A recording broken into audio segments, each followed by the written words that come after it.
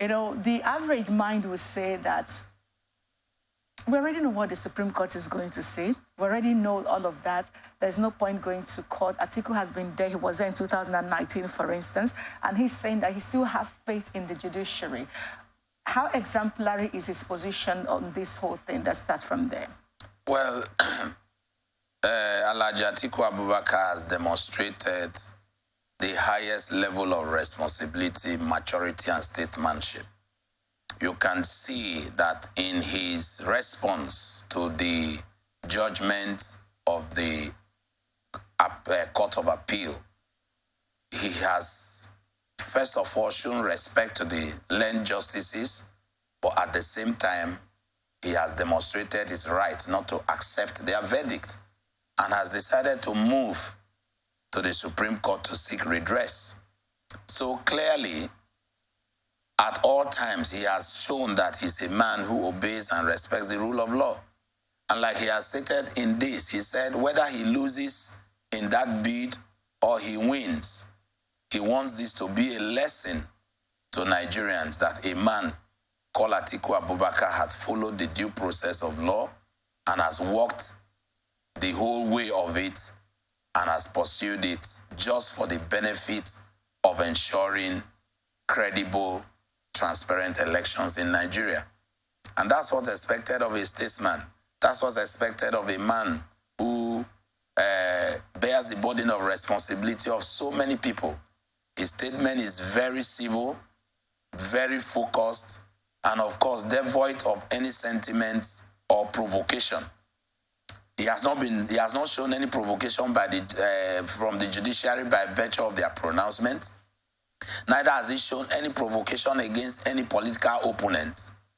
Rather, he has focused on the process and the substance for which everybody should see that this election and the evidences that this election was manipulated, that at least the courts should be able to stamp on the fact that the electoral laws intended to bring sanity by introduction of technology, which we clearly saw that the Court of Appeal set it aside and making it a prerogative of INEC to decide which way they will collate. So why was technology introduced into the system, if not for the sanity? And so that's where we want them to look at what was the intent of the law when transmission of results from the polling unit was indicated in the electoral law. Was it for INEC to decide which election they will transmit directly from the polling unit and which one they will not? Because in the same election of 25th of February, the National Assembly elections were clearly transmitted and the presidential was not transmitted. And that's double standard. We have seen governorship elections, off-cycle elections, that we have clear transmission. And we saw that most of those elections, there were less of litigations in those elections because everything was transparently done because of the introduction of technology. And that's where the court has not affirmed the law for us. All right, now, let's talk about INEC and the technology. Let me refer back to Atiku's position. He said our gains in ensuring transparent elections through the deployment of technology was heavily compromised by INEC in the way it's managed the last presidential election. Now, the 2023 presidential election cost us approximately 305 billion naira. Now, and then primarily because we were told that there is a game changer called BVAS and IREV. And then people traveled from different parts of the country back to Nigeria just to come and cast their vote for the first time in years. It was like a mass exodus back home. And now, after all of that, the court sits and looked at us and says that our expectation that the election will be technologically managed fell short because the court looked at Nigerians in the face and said, hey, it doesn't matter what you think.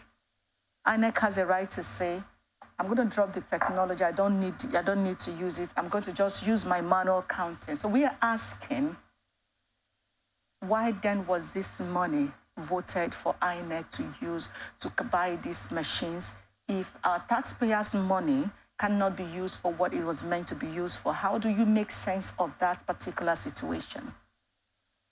Again, you see, I spend my whole day listening to the judgment of the Presidential Election Petition Tribunal.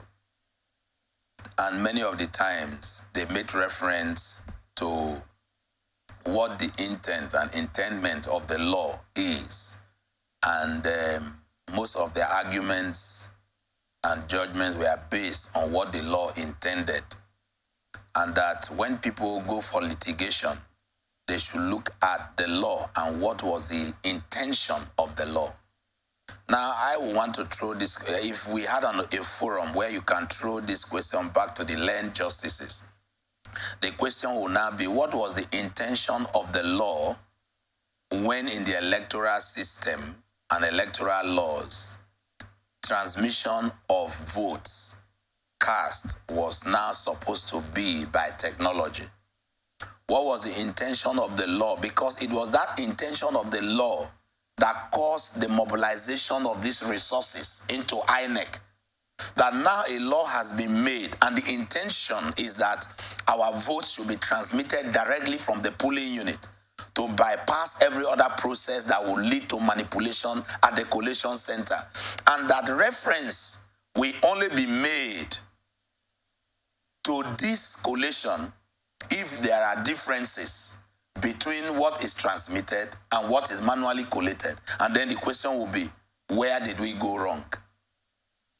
But in the presidential election, the INEC chairman at the National Collation Center completely, criminally set aside the electronic transmission system, even when issues were raised by the agents of the party that, look, you are not going in the right direction. This is what the law says. And he said, if that's what the law says, go to court.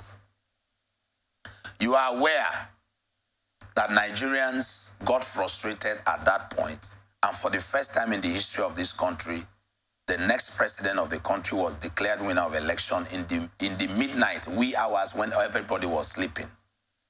And then we are asking, why didn't they wait even till 6 a.m.?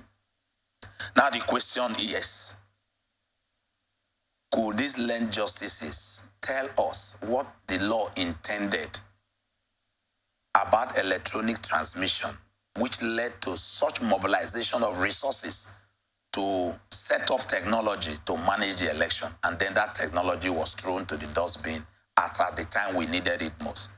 That is what they have not explained. So clearly, technology is one area that if we want to curb malpractices, the law must affirm. I'm sure you are also aware that when we first started with the issue of using the electronic thumbprint and accreditation, I think it was thumbprinting with Jega. Yes. Then they said if you were not captured, you do an incident form. Now we discovered that people now bypass the accreditation using the machine, and they were now filling incident forms. Now, in subsequent review of the electoral law, incident form was completely pushed away, and that's what brought about the beavers. And we expected that manipulation would have ended by introduction of the beavers and the IREF. But of course, even 2 to 3 months after the presidential election, results were still being posted on the IREF.